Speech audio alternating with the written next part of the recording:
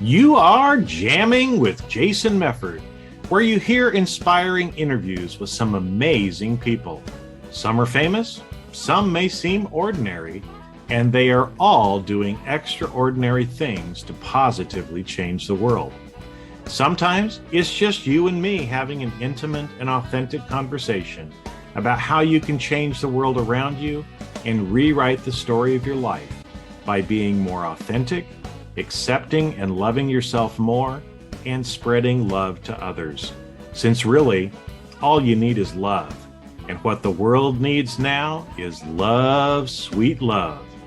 We discuss all aspects of self-improvement, growth, and so much more.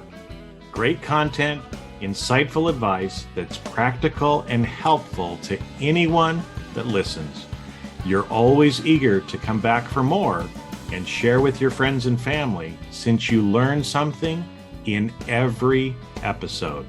So sit back and enjoy the easy listening while you feel seen and heard in this informative, authentic, and entertaining podcast. Now, let's roll that beautiful podcast footage.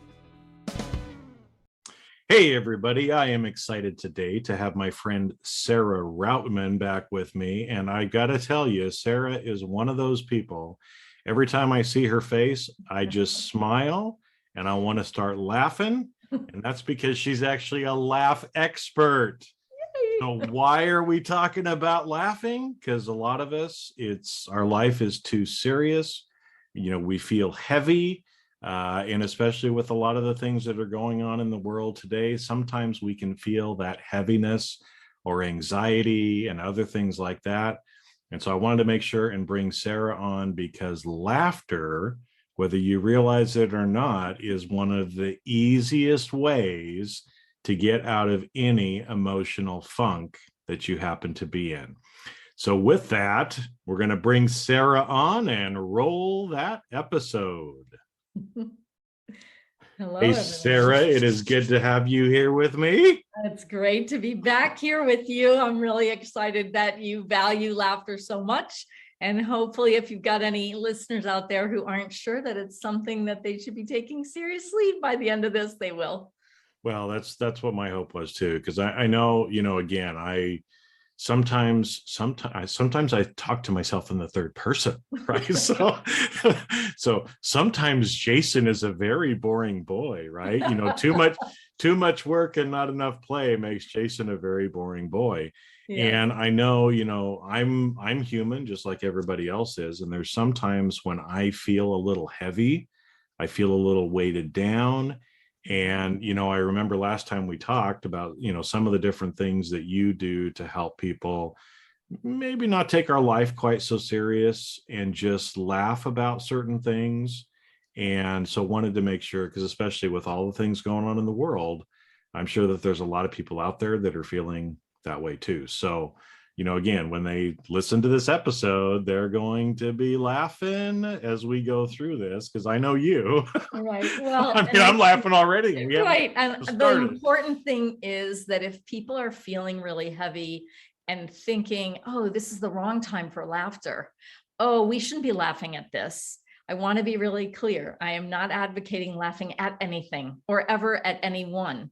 I'm not making light of the seriousness of the stuff. What I advocate is laughter is this gift we have been given in our bodies. And once we know the science and once we know how to use it, then we can lift the heaviness so that we can then pay attention. How can I help? How can I change this? How can I shift my perspective? How can I get out of stress? And it's not that we're trying to lighten up the heaviness of the situation. We're just trying to change our response to it. Well, and I think that's interesting, because again, like you said, and some of the people that are listening might not know this yet. So by the time that you finish this episode, you're going to know. Right. But this is all based in science. Yes. And what's interesting, because as you said, a lot of times when we feel certain emotions, we want to usually medicate ourselves a lot of times. So sometimes people will turn to drugs or alcohol or other things to kind of medicate and get themselves through it. And the nice thing is laughter, you're actually medicating yourself. Like physiologically, you are changing some of the chemicals in your body and excreting things, like endorphins. And so, instead of trying to reach for something external, the answer is already within us, and it's safe too, because I'm not going to end up in rehab for laughing. Right. I don't think so. Right. I don't think I've ever heard of anybody going to rehab. Right. Well, I will say laughter is out of control. I will say though, some people laugh at inappropriate times, and hopefully this will help anyone who's ever laughed inappropriately and then judge themselves harshly for it. So I want you to understand that when you laugh at an inappropriate time, like for example, when my daughter laughed at her grandfather's funeral, she was hysterical laughing. And she came to me like, Mom, what's wrong with me? Why am I laughing? Well, she didn't consciously say, I need to laugh now. What happens in your body is you become so uncomfortable, so nervous that you start laughing, because when you laugh, it gets rid of cortisol, the stress hormone, with those endorphins and other feel-good chemicals, oxytocin, serotonin, dopamine, those chemicals flood your body when you laugh. And so when you are in a situation where you really need that, you just start laughing without being able to control it initially, because your body is saying, hey, I got to find some balance. I need to be grounded. And so instead of feeling bad, just be grateful that your body has this mechanism to give you this opportunity to feel a little bit better. Well, it's funny that you say that, because I was actually I just saw a YouTube video a couple days ago, and it was this couple that's getting married. Mm-hmm. And so they're up in the front, looking at each other, going through their vows, and the minister or preacher, whoever it was officiating the ceremony, was kind of feeding the words so that they could go through their vows. Right. And the bride was just laughing uncontrollably through the whole thing. And it was just so fun to kind of watch and to see that. But that's probably a real life example, just like your daughter had, when, she was probably a little nervous, and anxious. She was happy. She was excited to be there. But, like you said, sometimes the body just wants to take over, and it's okay to let it do that. Right. I'm glad that you give everybody permission to do that, because I often laugh at inappropriate times and usually at inappropriate things as well, because it's just funny, right? Right. It's well, and listen, everyone has a different sense of humor, right? But we also, as adults, we tend to stifle those laughs. So even when it's not inappropriate, it's a perfectly appropriate time. Let's say people are gathering at work and having a conversation, and it's just a conversation. It's not even jokes. We laugh because we want to be approved of, and we want to be connected to everyone. But if all we allow ourselves is that, oh yeah, like that, we're missing the great benefits that are right there on the other side of that is a belly laugh. And if you just allow it, then those chemicals are multiplying, and you're engaging the diaphragm, which then gives all the other organs in your body a massage. So it's good exercise, and it helps with inflammation and pain. In fact, there's a doctor out of Maryland. His name is Dr. Michael Miller. He's a cardiologist, and he's written a book called Heal Your Heart. And he prescribes 15 minutes of good belly laughs a day for his patients. And that's because inflammation, and it helps with, whether you've had a heart attack already or whether you are wanting to prevent it. So imagine having a heart attack and, okay, I want you to start walking every day, cut out these foods, and I want you to laugh every day for 15 minutes. That's pretty good, Well, it's really good. And I never really thought of it that way. But like you said, it's kind of like giving your body an internal massage. Yes, absolutely. Right. And so we all already know how good it feels to get a massage. Yep. But did you know, again, that you can actually give yourself an internal massage actually just from laughing?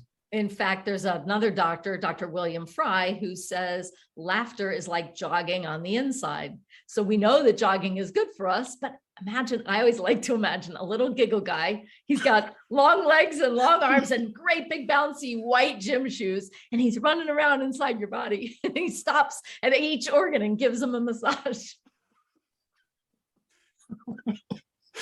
That's why I'm having flashbacks, right, to the little the little guy on my shoulder, right, when Oh, we did this yes. before. Okay. Anyway, inside joke, but we'll probably get there too. But Yeah.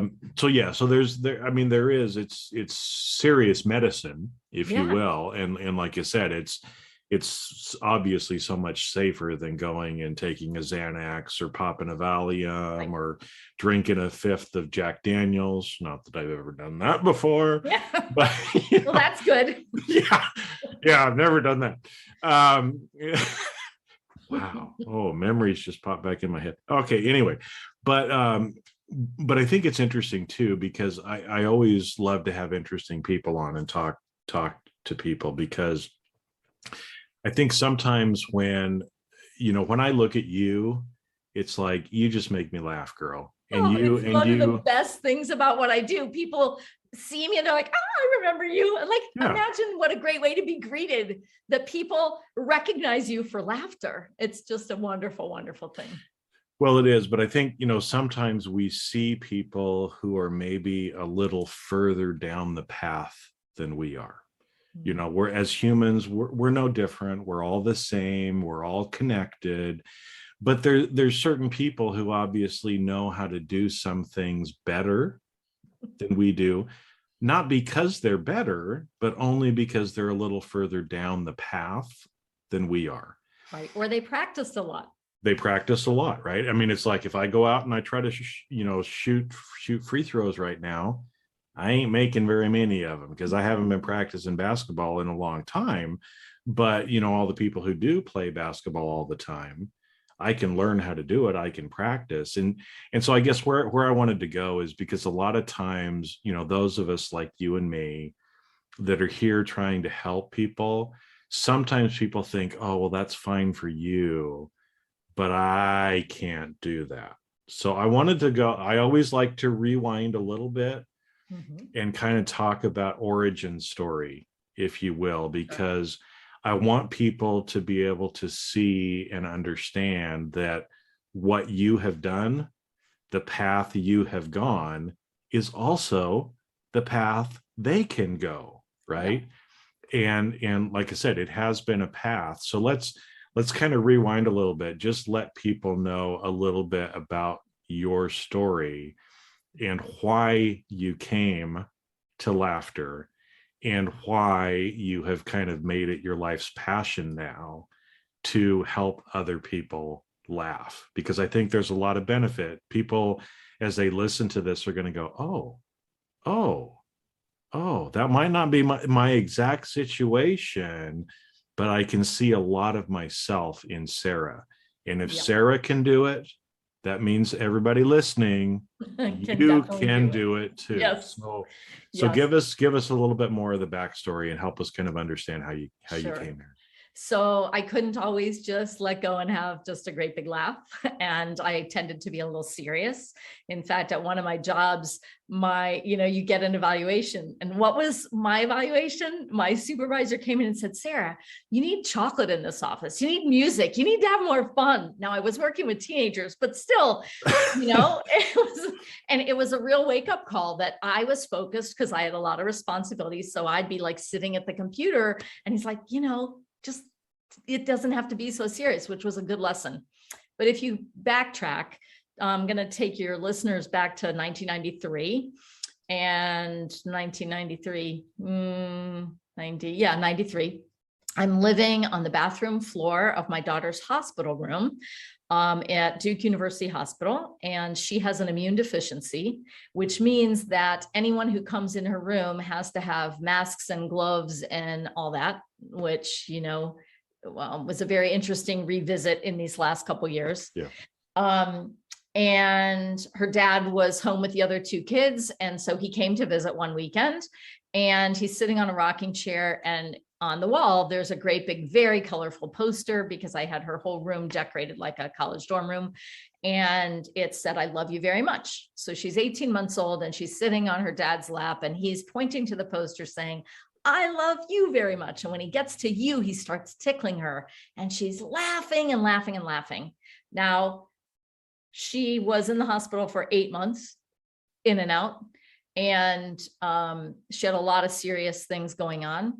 And so there was not a lot of reason to be particularly uplifted or joyful, except that she was a great, joyful child.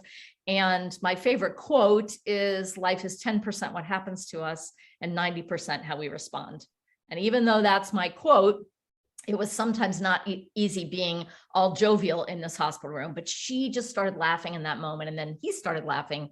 And before I knew what happened, I heard my own voice laughing. And it was as if my daughter said, come, let's get out of here. Let's just go and play in the garden and just be with me in this moment. And it was just this wild abandoned laughter.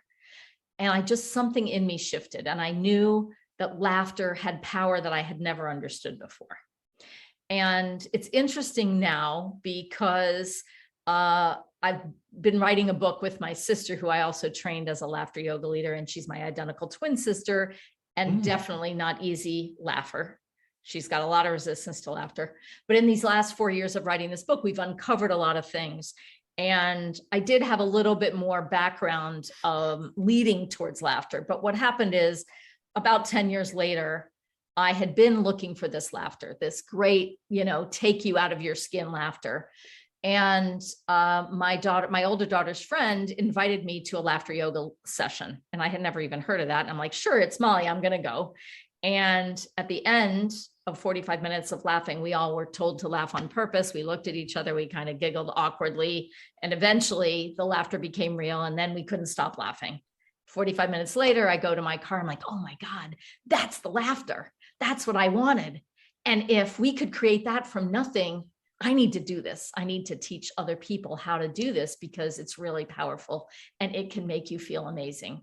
And so I did. Ever since then, I became certified as a teacher and a leader and a teacher, so I can train other people. And I do it every day. I started doing it every day on Facebook Live during the pandemic, because I looked around, and as I was losing my job and losing my income because, everything was closing down like everyone else, I looked around and everyone was stressed. And I just said, everybody needs this. And there's nothing to laugh about, but God, we need the laughter. Yeah. And so that's why I do it. Well, and I forgot a few of the details of your story with your daughter. The fact that she was only 18 months old. Yep. She was in there for 8 months. Off and on. 8 months off and on, right? Mm-hmm. Yep. And so here you are as a mother, and again, I mean, mothers with their children, there's a different emotional attachment than fathers have, right? I mean, I've got 6 kids, 4 from one marriage, 2 from another, but it's different, right? And so I have to imagine, what you were feeling and maybe some of the depths that you would go to at certain points, seeing your 18-month-old daughter having these trials, you not being able to help her, and just how that had to kind of weigh down on you. Mm-hmm. And again, I mean, for everybody that's listening, you probably don't have an 18-month-old that was in the hospital like that. Right. But I'm sure there have been times when you felt heavy or weighed down. Mm-hmm. I do. Right. And like you said, what a gift it is, and how ironic, again, when your husband's tickling her, and kind of that thing that came to you of, let's just play, let's go outside, let's just be together right now. Mm-hmm. Right. Well, being present in the moment is part of mindfulness-based stress reduction. And as part of any kind of pain management program, is being present to the moment and trying not to judge anything. And that's part of what laughter yoga is about. You need to not be judging yourself or the people around you. And in fact, I've done some work with hospice patients one-on-one, and even teaching health professionals, anywhere from the nurses to the doctors themselves to the support staff, how to use different tips and tools of laughter exercises with patients. because even in a hospice situation, some people it turns around. But even the people where it's not going to turn around, what choice you have is, okay, I'm going to come in here bring my heaviness in here and sit here in heaviness for 2 weeks or 6 months or whatever. Or I can come in and every day we're going to do something to take care of ourselves. We're going to lighten the mood. We're going to think of joyful moments. We're going to make today a new memory, because that's what it's about. Like, what do we have? We have today. We have right now. Let's do what we can. Yeah, because even with the war in Ukraine, I've been talking to a laughter yoga professional there who does meditation. And what she said is, I look for things I can do to stay in the present moment. I go outside, I try to paint, I do some dancing, so everybody is going to have a different comfort level. Some people are never going to get comfortable with laughter. But the cool thing about laughter is you always have it with you. And if you can learn how to use it, then you can harness the power of it and let it take you places that you probably never imagined possible. I certainly never thought I'd be doing this. Never in my wildest imagination did I think I was going to be thinking of myself as a laughter professional, especially since I can't tell jokes. Yeah, because no kid grows up and goes, what are you going to be when you grow up? It's like, I'm going to be a fireman. I'm going to be a policeman. I'm going to be a nurse. I'm going to be a teacher. Right. I'm going to grow up and I'm going to teach people to laugh. I guess the comedians say yeah, that, but right? That's very different, right? Because I can't tell a joke. I'm not good at joke telling. Well, and so let's get in and talk about, some of the different ways, because I know you're really good at, you have some actual tips and tricks and tools, because I'm all about that too, right? Is giving people tools so that they can actually do some of these things, right? Okay. So, well, let me interrupt you for a second. What time is it? It's it's that time. Oh yeah. What time is it? It's time to laugh. It's time to laugh. So those of you that are only listening on audio, right? Sarah just picks up this business card that says "Laugh Now." So we had to take a pause and actually laugh. Right. It's bright orange with purple writing. It says "Laugh Now," and on the back it says "Laughter, a smile that bursts. Laugh right now for no reason. Breathe deeply and laugh out loud. Go ahead, even if you feel silly, do it anyway. Smile, inhale, laugh as you exhale. It takes just a moment, but the energy and fun will uplift and transform you. Laugh now, laugh often, enliven your day.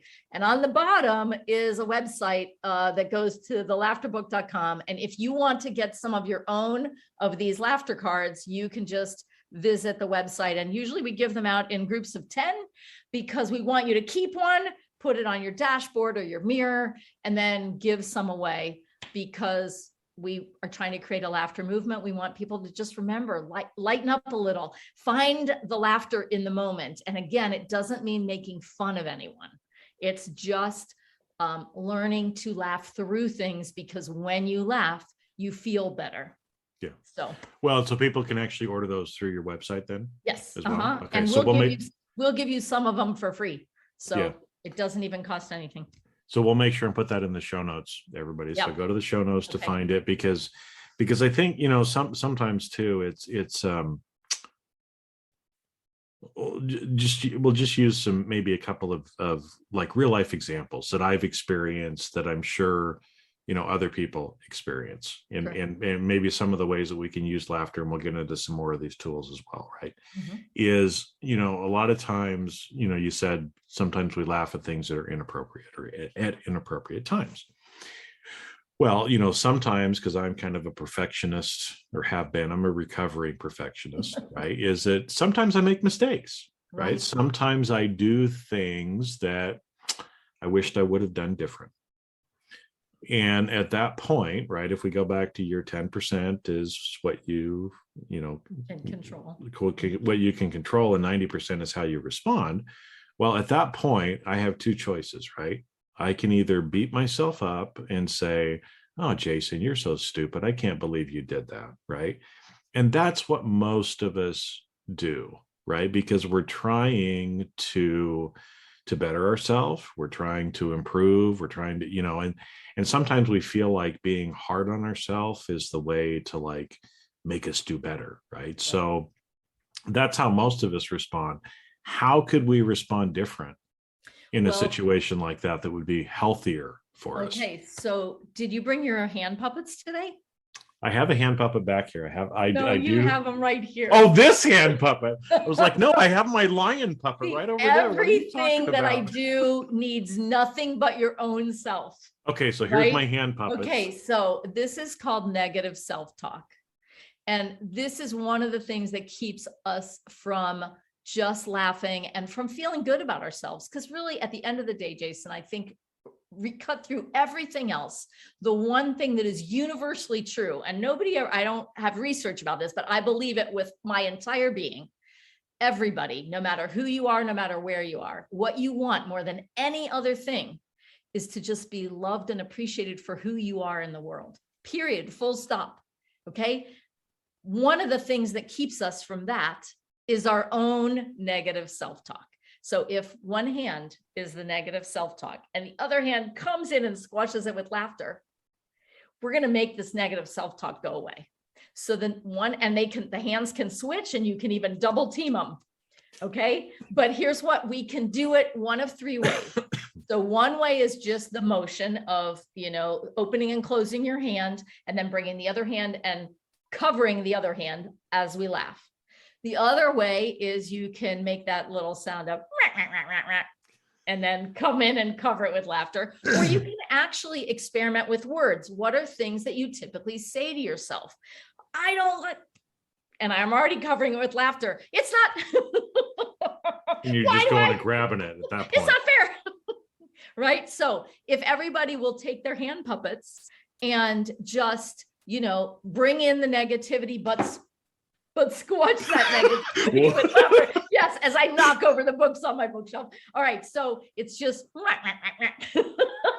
and you just stop it midstream. Right, exactly. You're just coming in and suffocating with laughter. And what you're really doing there is you're shifting your brain chemistry, because the laughter is releasing these chemicals in your brain, and you're making a relationship between this negative and, the laughter overtakes it.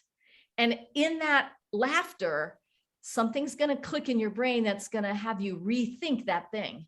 Maybe I'm not so stupid. Maybe, and you just keep going.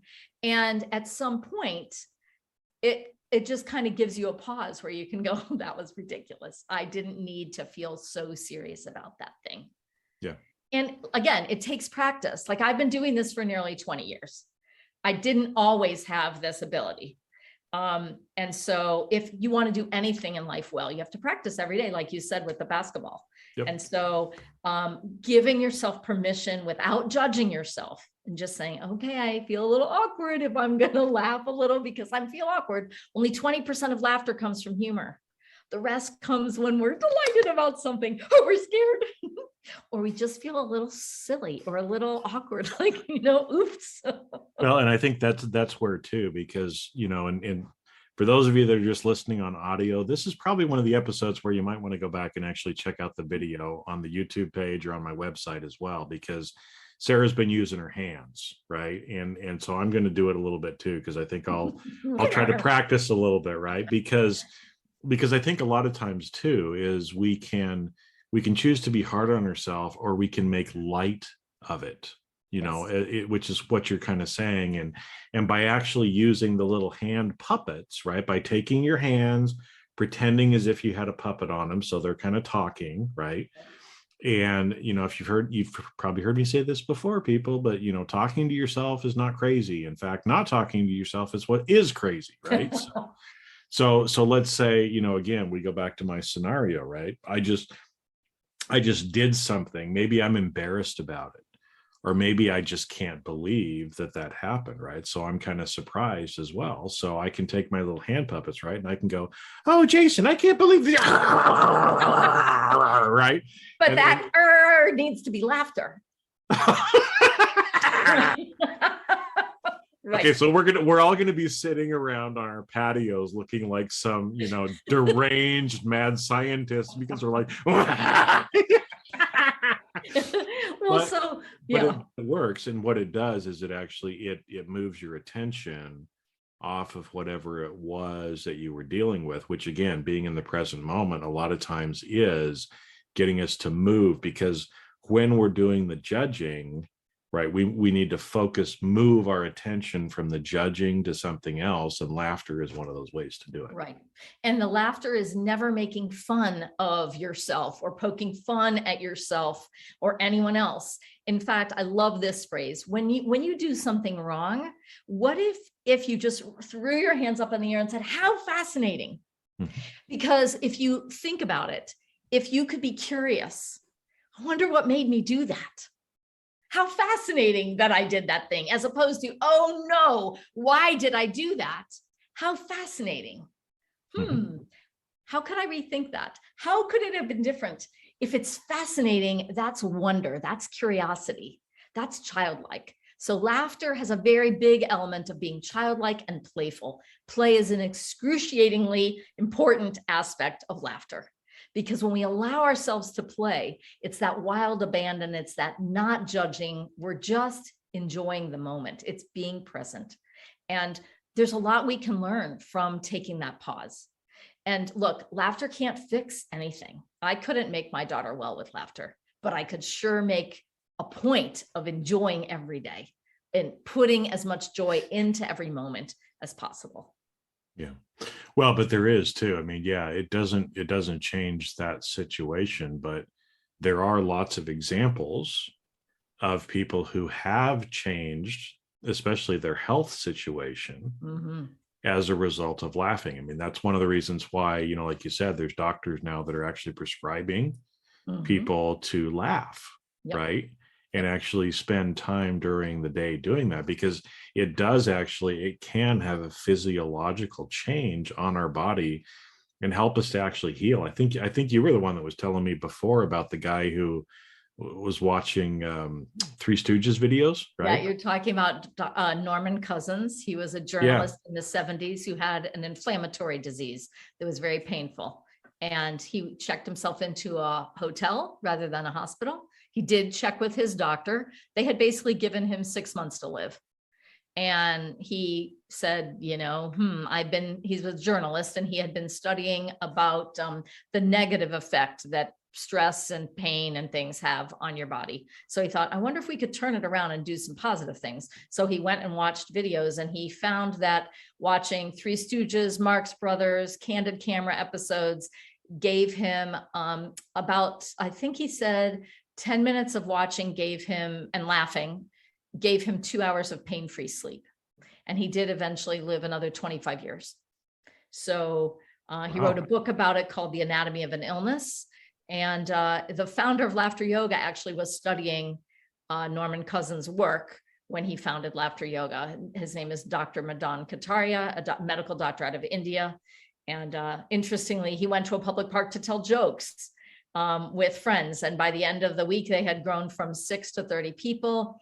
And everything was going well until he was told that the jokes weren't funny and the group wanted to disband. Like, no, give me one more day. And he went home and he realized he had some theater background, and he realized that if he could create these little games, something that would trigger the laughter that wasn't a joke, then he could get the laughter. And so he wasn't actually the first person to come up with the idea of you don't need a sense of humor in order to have laughter, but he is the one who really put it on the map.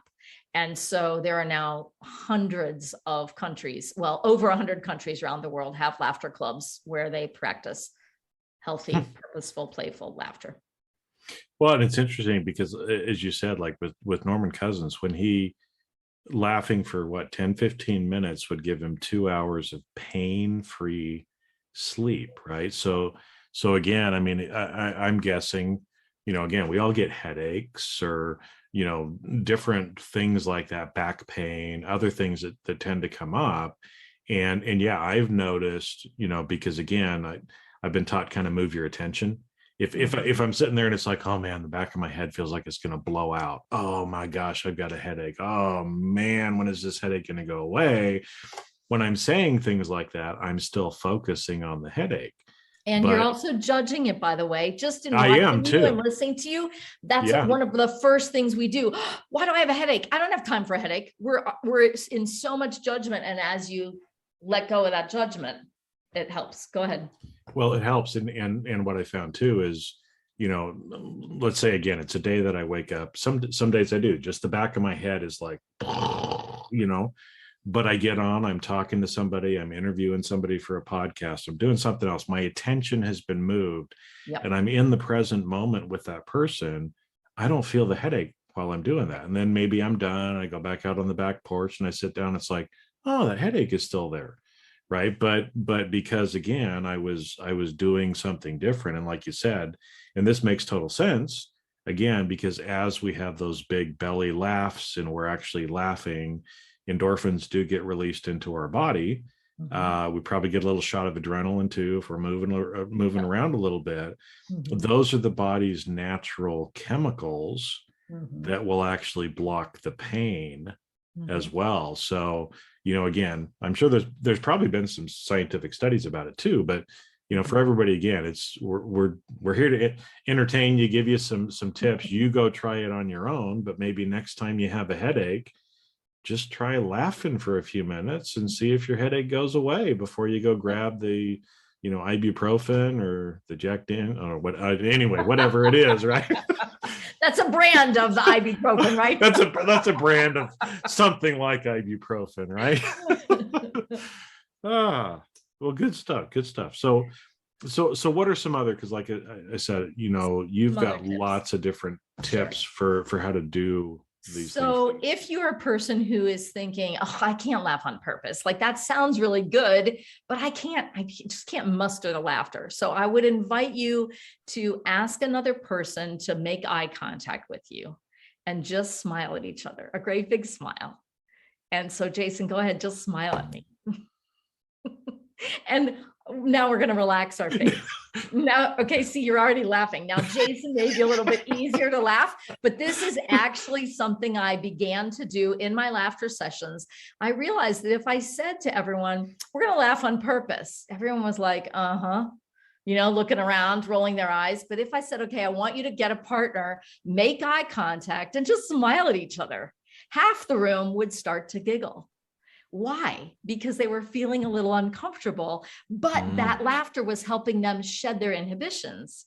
And so making eye contact and just smiling at someone else or yourself in the mirror, by the way, which can be also very fun, that can already shift your brain and help you to just let go with some laughter without planning it. But if you're trying to practice actually learning how to laugh on purpose, I love these two exercises, sort of part 1 and part 2. So the first one is called laughter breaths. Now, this whole time that we've been talking, Jason, I would venture all the money I have that everyone who's been listening has been breathing, right? Because we do that think so. without trying, we're breathing, but we're just doing normal breaths, okay? But we're going to take a laughter breath. And this is a demonstration also of how your body uses laughter as its best way to increase the oxygen flow. Okay, so just notice, all you have to do is notice. We're going to breathe in through the nose. And as we exhale through the mouth, we're just going to say the words ha, ha, ha, ha, ha, ha, ha, ha, ha, over and over till those ha, ha, ha's strung together. At some point, we're going to let go and they're going to become laughter. And try to keep it going as long as you can. Breathe if you have to in the middle, but just see what happens. Okay, so breathe in and exhale. Ha ha ha ha ha ha.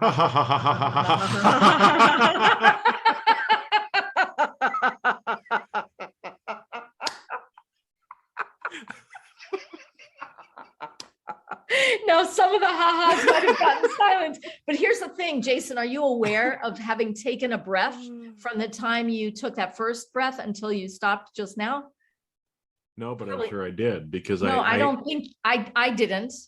And I didn't, I was watching for it. I didn't. Now, some people might take a quick breath, but the point is that when we laugh, it's an exhale. I bet you've experienced a time when you were laughing so hard that you couldn't stop. You needed to stop because you wanted to breathe and you were begging whoever was making you laugh to stop so you could breathe. Because when we are laughing, we're only exhaling. You can't inhale and laugh at the same time. Or else you get the little piggy snort. Right, the little snort. Right? So what happens is when you're laughing, you're getting rid of all that carbon dioxide. That's giving more room for more oxygen. So if you need to increase the oxygen flow and you can laugh, okay, but also we're going to try it again just to practice, because the more you practice this, the faster you get to actual laughter instead of just ha ha. Now, I try consciously to slow myself down when I do this for the benefit of the people who are not used to it, because I go right to laughter, right? But I'm going to try to pretend in my mind that I'm not easily laughing and that I'm just like, yeah, okay, ha ha ha. But eventually I'm going to get there. And I invite your listeners to do the same thing. Okay. Just give it a shot. I was going to say, everybody that's listening, as long as be safe, obviously, if you're driving, that might not be the best, but do this with us, as well. So, yeah. Okay. Breathe in. Now exhale. Ha.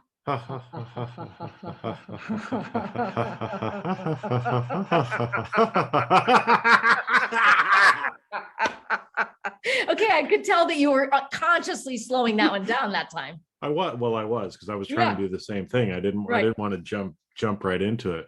Right. But it's interesting too, because as you were talking about that, I was thinking of some other, there's breath work and other stuff that I've been researching and looking at too, that I think, a lot of times we don't breathe very deeply. Right. We're very shallow in our breath a lot of times. And so, especially as I've been doing some of the meditative and breath work of trying to actually focus more on exhaling completely, inhaling completely, holding my breath for a certain period of time. I noticed when we did the first ha ha ha ha ha ha ha, right? And it was, again, I jumped quickly to the laughter, and it was very genuine and deep bellied. But when I stopped, I almost felt a little lightheaded, right? Like, oh, that's interesting, right? Because again, I think most of the time we don't breathe that deep. And so actually doing some of those exercises, our body's probably like, finally, you took a deep breath. Would you do that again? Right? I'm like starving for oxygen in here. Right. Oh gosh. All right. Well, so part 2, I love this one. This is, I call it gradual laughter. So the challenge is, if I'm not really ready to laugh, I'm going to close my mouth and I'm like, not going to laugh. Just go ahead and try. Close your mouth, everyone. And try to say ha, ha, ha. Just say ha, just one ha. Go ahead, Jason. Close your mouth and try to say ha. It doesn't sound like ha, does it? No, it sounds like a grunt. So, all right. So what we're going to do is we're going to gradually laugh by starting with our mouth closed. But listen, it can still sound a little bit like laughter, right? I'm trying, but I'm keeping my mouth closed on purpose. So we're going to start with, and we're going to eventually smile. Then we're going to show our teeth with the smile. Then we're going to begin to open our mouth. Then we're going to let go with as big a laugh as we want. But what I want you to do when you do this is just notice what happens to the sound, what happens, how does it move around your body? Because it's going to move around your mouth and you'll be able to tell. Don't overthink it, just notice. Okay, so we're going to gradually laugh. We'll do it a couple of times. Okay, so just start with your mouth closed. I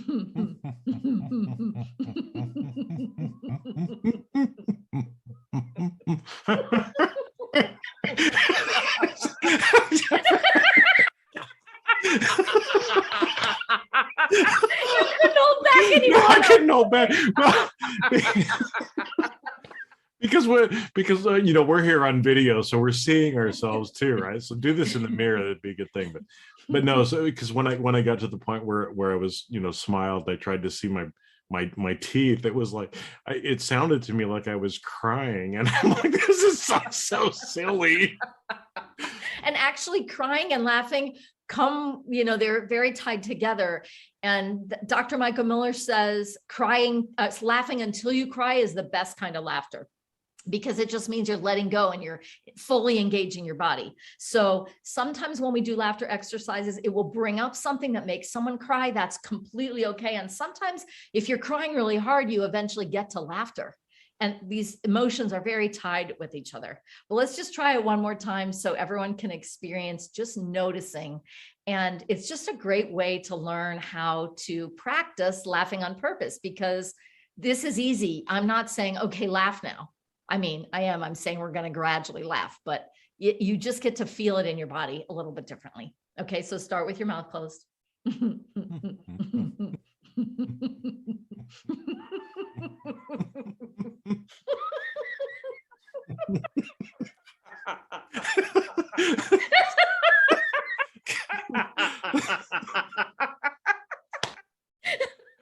The problem is I'm looking at you and I'm like busting up before I can even get to where I'm supposed to be in the exercise, right? Oh, but you actually bring up a great point, because we are 30% more likely to laugh if we are laughing with someone else. And that's also powerful, especially as more and more people in our country and in the world are living alone. Yeah. And so laughter can be a great way to connect with other people. And that's why there are so many laughter clubs. You can even do it on the phone. I have a laughter call every Monday morning for 15 minutes. People call in from all over and we just laugh. I do these same kind of exercises. We laugh for 15 minutes, and every day on Facebook Live. It's fun if you invite a friend to do it with you. I also, during the pandemic, I had a mask. I don't think I have it with me right now, but it said, "Have you laughed today?" And so, and I have a big magnet on my car, because I really just felt like, okay, we hate wearing these masks, but if it's got a message that says, "Have you laughed today?" Now we can share a laugh. We can still make eye contact. And now we can feel connected when we're all feeling so isolated. So. Well, and what's funny too, because, you bring up like the mask thing, because we've been under this for a long time, and I'm in California. So, we've been under mandate pretty much the whole time for the last 2 years. We're just kind of coming out of it now. But what was interesting is, a lot of times I would feel like, because I like to smile or try to make somebody else's day, and I remember thinking, and I think I even said it, I'm smiling behind my mask. Mm-hmm. And somebody said, "I know, I can see it in your eyes." Yes. Right. Mm-hmm. So, that again, those things are actually, connected. And I think it's funny because, again, I think one way to help us feel better as well. I mean, laughter is great, but, for us, but trying to do little things to help other people, right? So like those laughter cards, mm-hmm. that you had, or sometimes I carry around $1 million bills, right? They're just Can I have one? They're just fake. Yeah, well, God, I want a real one. Can I put my name in line for a real one? Yeah, no, these are like the real ones come out. Yeah, I wonder if there actually is $1 million bill. I don't even know if there is, but if inflation keeps going the way it is, there's going to have to be, right? Yeah. But so sometimes I'll carry those around too, because it was, when I went into the bank one time, the same person helps me most of the time, and I wanted to do something just a little different, right? Because a lot of times in the service industry like that, you get grumpy people and everything else. And so it's a bank.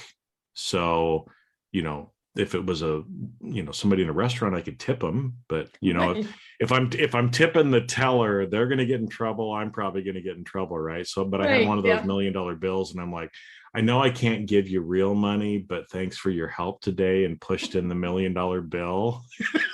And she picked it up and she looked at it and she started laughing, right? And you laugh all the way to the bank.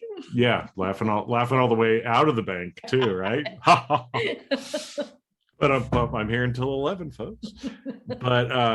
But yeah, this is something too that we can do, or, by us laughing more, it's going to become contagious and help other people as well, I think, right? Right. I used to regularly call people during the pandemic and just say, "Have you laughed today?"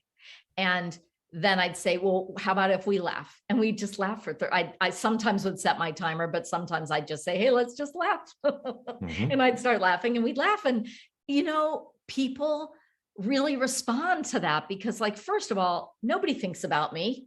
When was the last time somebody just called me and it wasn't, a prank, a business, one of those stupid calls. Your auto insurance is now expired. Exactly. Or give me your firstborn and your email address and your social security number so I can go hack you. Those kind of calls. But you can have my firstborn, but you can't have the other things. Right. But the thing is also, you talked about some days you're just in a funk.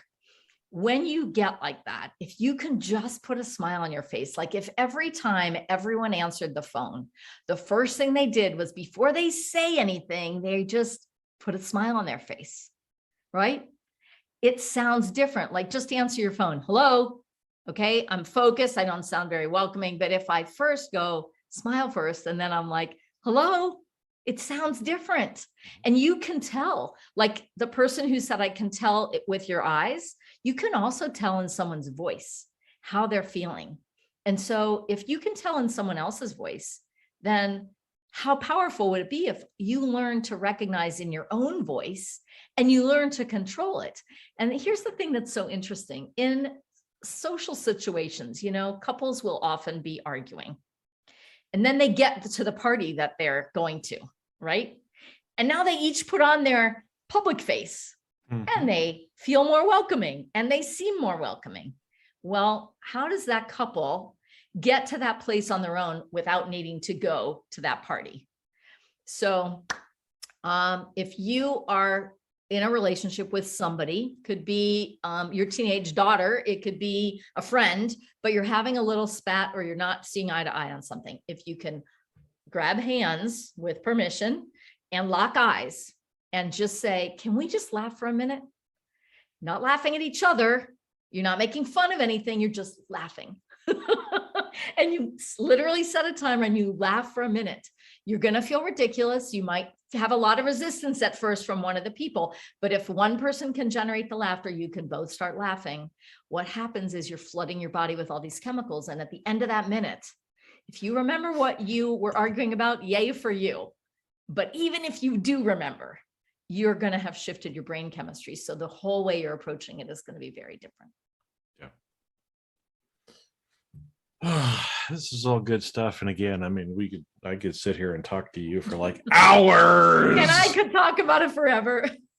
But, we probably have to wrap up here a little bit, but it's, this is, again, as I was just thinking, because again, I don't know if everybody listening to this realizes it, but I think about people that are listening and I want to try to make your day better. And that's one of the reasons why I show up and do this and just realize again, how heavy so many people are, how, and that we just need to laugh more, not take ourselves quite so serious.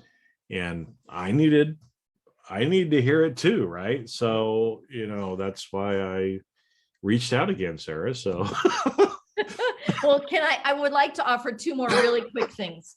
So, like I said, I just wanted to make sure that we're so that we can, make sure and share any kind of final stuff, because like you said, you've already, folks, I don't know if you've realized, but she's dropped 4 or 5 different things. So if you didn't catch them the first time, go back and listen to it again, take notes this time, because these are good things that you can do anytime, anywhere, any place as well. So great. So, and some of the exercises, like Jason was talking about, the shoulder tapping, we just alluded to that. We won't do it now, but you can check my YouTube channel. There's a playlist and one of them is laughter exercises, and you can find really short videos that teach you how to do those. But Jason, when you were saying just now, sometimes you feel heavy, we have such a strong association with heavy and weight that I wanted to point out to your listeners that heavy and weight, you lose calories. You literally burn calories when you laugh. 50 calories for every 15 minutes of belly laughs. If you don't do anything else, that's 4 pounds in a year. Now that's not a lot, but all you're doing is laughing. For goodness sake, you're having fun. Just call your friend and say, let's laugh, or just watch my Facebook Live every day, or just watch something that makes you laugh. It doesn't matter where you get it. So, whatever it is. Well, right. and it's interesting because again, subconsciously, and again, we use that word heavy. Mm-hmm.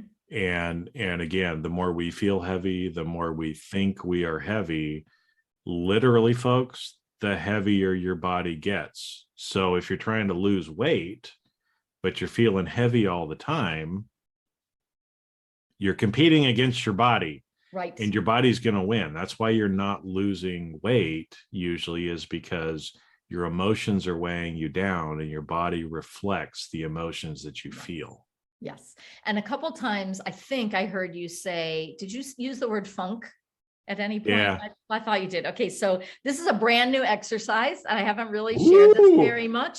It's called the Funkle. The Funkle. And so, all right. So, if you want to get out of your funk, you have to get rid of the K. Because if you get rid of the K, what are you left with? Fun. Fun. Yeah. Oh, funk on the K. There we go. Right. I like okay. that. So if we could pretend like we're playing a tug of war, except just do this with, imagine that you're looking at yourself. Okay. A clone of yourself that's in a funk. But in the same motion of a tug of war, you're going to grab a hold of the funk, but the only thing you can grab a hold of is the K. Right. Pull out and that so K. you've got that thing. So just keep grabbing at the K, but with lots of laughter. Sometimes the K is heavy, but here we go. All right. But again, those of you listening, we're using those legs, but eventually it's gone. It's gone. And what am I left with? Just fun. Well, or the other thing that I've been thinking about too, because I use that word. The other thing that I try to think about is, you can take out the K or you can add a Y at the end of it, baby, and you can be funky, and I can get my boogie shoes on or whatever, right? And just start like thinking about that too. Funky ain't bad when you're dancing, baby. Right. That's really good. I love it. Little Casey and the Sunshine Band or something like that going on in my background. Right. So my last tip is today, March 28th, happens to be something on a stick day. Something on a stick. Okay. So like a hot dog on a stick, ice cream on a stick. Right. Right. Okay. So most people, especially if you live in Minnesota, especially if you've gone to the state fair, you could pretty much have anything you ever thought of on a stick. But most people think of food on a stick, right? Yeah. Not me. What do you think I think of? I want laughter on a stick. So if you're just listening, I have a little popsicle stick with a little, probably 4-inch square, and it's got the word laugh. And I actually colored this one. So I designed this one myself and colored it. And these are called Thought Pops. And we can put the link in the notes. But these are great to use if you are on a Zoom call. I actually have used them live too, but on a Zoom call or on an online, virtual event or meeting, and you want to show up and you want to lighten the mood and you want just people to be more engaged. And so they can be any message you want. I, of course, want laughter, but you can do, mute yourself or turn on your chat button or look in the chat or whatever. There's lots of messages, but I wanted to celebrate today with laughter on a stick. So we've got laugh and we've got laugh more, because I am doing 11 minutes of laughter. We're up to 11 minutes of continuous laughter on my Facebook Live. So I have to remind people. And then some of the traditional ones, this is just an LOL one. And then on the back, it's encouragement with the 2 thumbs up. The little giggle emoji has got his 2 thumbs up. And we're trying to always bring the joy. So this one says joy. And then I always think gratitude is a great place to go. And so this last one says thank you. And just for creativity's sake, because it's something on a stick, I have this little laughter guy puppet, and I made a bubble, whatever you call these. Bobblehead. Yeah, out of him. So he's just laughing on the stick right here. And then the last thing is, wherever you are, I want you to stick with laughter. And it's a popsicle stick that I wrote ha ha ha all over it. And on the back it says stick with laughter, and it's just got my website. So laughhealthy.com. So we'll make sure and put that in the show notes too. But yeah, this is it's a good place. So thanks for bringing those up and making sure that we talked about those too, because I think this is one thing that I have noticed and has worried me I don't like using the word worried, but especially in the business world and a lot of places, we take ourselves too seriously. And 20 years ago, because got a lot of friends that are older than me that are retired. And I remember, one of the ladies, she was in charge of HR for some pretty big companies. Mm-hmm. And, back in the 80s and 90s, things were different. And I remember talking with her about it and her kind of bemoaning the fact that, the workplace has gotten so sterile mm-hmm. that we're not allowed to joke. We're not allowed to do anything because God forbid that you might offend somebody. Right. And I kind of have the Ricky Gervais approach, which is, if you like his humor, I mean, sometimes he's like, it's like, dude, did you really just make fun of that? And he's like, look, there's a difference between the joke that's funny and the thing. Right. And you have to separate the two. But that's, sometimes things are funny, but, like I said, little things like that we can even use in Zoom calls or other stuff like that. There's a lot of companies that are doing mindful minutes before you start a meeting, right? Where everybody just sits down and breathes for a minute mm-hmm. before you get started. You can incorporate some of these things into, okay, now it's time for our laugh break. Everybody laugh for the next 30 seconds, and then we're going to get back to it. That's exactly what I want to do. I don't have my whistle on me, but I carry around a whistle, and I have several different versions, but one of them has a great big smiley face on the side. And I came up with this idea as I was literally walking through a company, talking to them about changing their entire culture with laughter.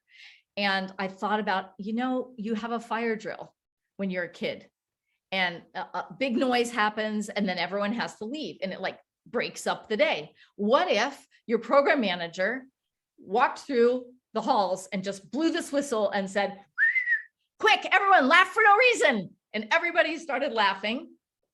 And then you go back to work. So you talked about a mindful minute. What if you send everybody the same link and you say, just before the meeting, I want everyone to watch this 30-second video. And what if the video is either laughter breaths, or maybe it's a baby video, or next week it's a pet video, something that is not judgmental, but that everybody can laugh with, so that everybody comes in. So my little tagline, I want people to skip to the meeting, not skip the meeting. Yeah. Well, and there's nothing wrong with it. And a lot of people would say, well, but we're not being productive. Well, for 30 seconds, you're going to be more productive. If you actually stop. After the 30 seconds, you'll be more productive. You're going to be more productive. Because it kind of reminds me, I think I did some, it was like a little tongue-in-cheek social post this week that said something like cat videos are better than social media, because at least there's so many. Well, and at least cat videos make you laugh, or they make you smile, where social media usually makes people depressed. Right. And it kind of goes along with that, watching a cat video.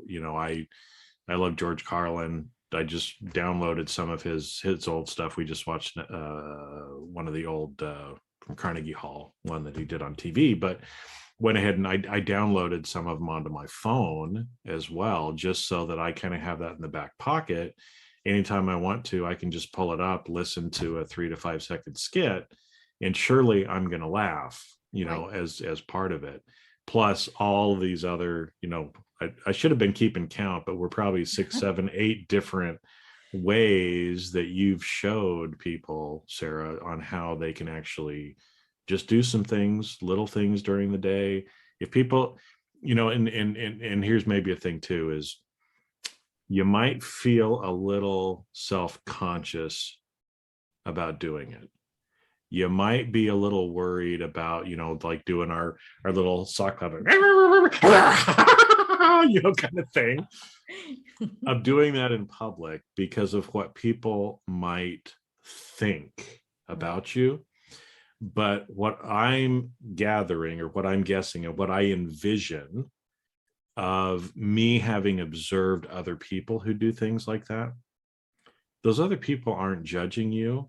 And in fact, they're probably going, that's pretty cool. And they're going to smile, or they're going to laugh as a result of it as well. Right. And so it's not that people aren't going to be judging you. They're going to be like, wow, how cool is Sarah? And I think this honestly, folks, it's like, how cool is Sarah that she can be who she is? She does her little thing. She's got her little bobblehead guy, and does all the things because she's helping herself, but she's helping everybody around her as well.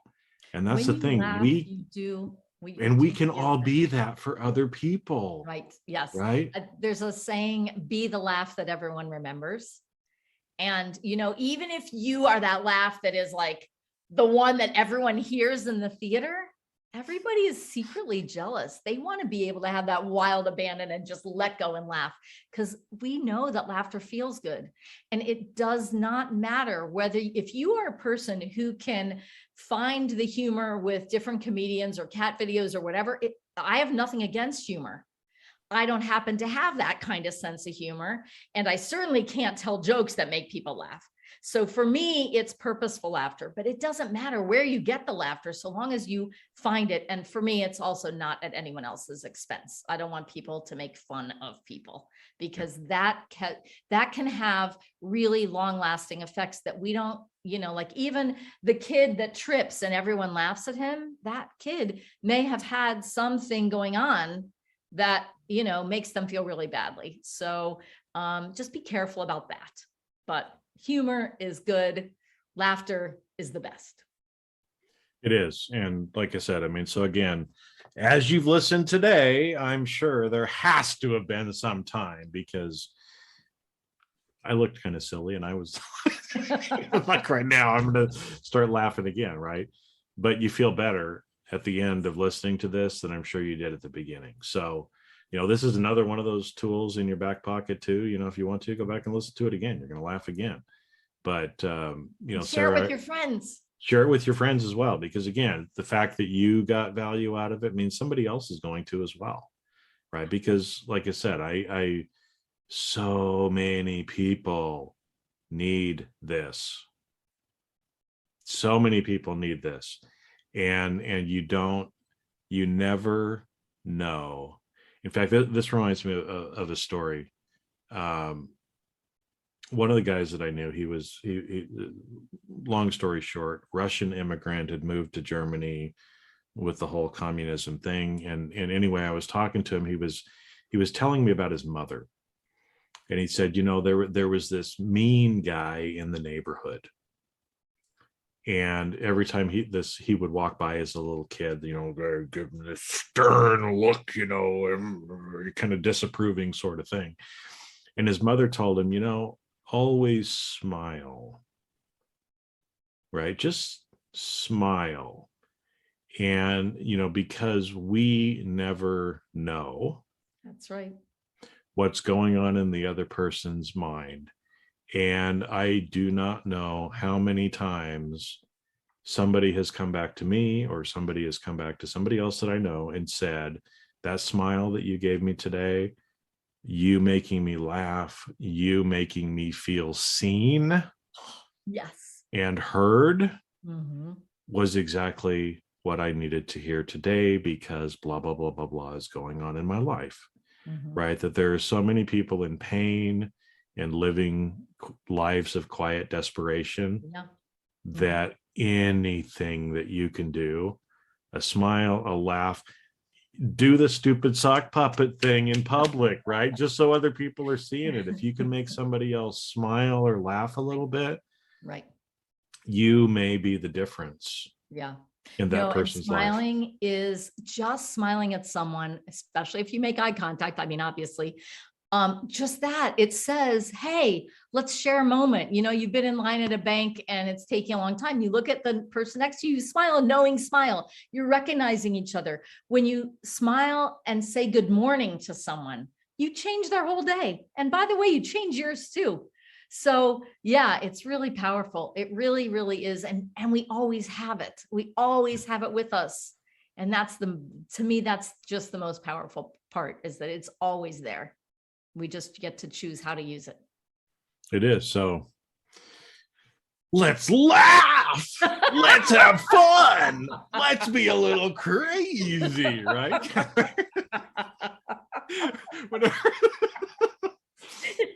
So we got the laugh sign, and I'm sitting there. I've got this Steve Martin in my mind. We're two wild and crazy guys, right? Two wild and crazy people that are just laughing and trying to be happy. And I appreciate you coming on, Sarah, because like I said, I haven't laughed this hard in a little while too. So I appreciate you being here and for you sharing laughter and love with everybody else who's listening. Thanks so much for having me, Jason. It's always my pleasure to talk about it and share what I can, because I want the world to be laughing more every day. Well, I loved you said the laughter movement, as well, which I love that. And so yeah, we'll put stuff in the show notes as well. So laughhealthy.com, as well. But yeah, you'll be able to see all the stuff in the show notes. Go out, check Sarah out, jump onto her Facebook lives, and do some of these different things, because again, it's any little thing, even if it's only for a minute, even if it's only for 30 seconds, right? And who doesn't have 30 seconds in a day that you can do something to lighten your mood and lighten the moods of other people around you as well. So Sarah, with that, thank you. Thank you again so much for coming on. And I'm sure we'll have to have you back, because the world needs more laughter. Okay. Thanks, Jason. Thank you. And that's a wrap. Thanks for listening. The fact that you listened to this entire episode means you got value, and others will too. Do me a favor and leave a 5-star review with comments, and then share with others. You can also check out all of my videos on my YouTube channel and my website, jasonmefford.com. This podcast is primarily for education and commentary and does not represent professional advice. Views and opinions expressed on this show are that of the individuals and not of their respective organizations.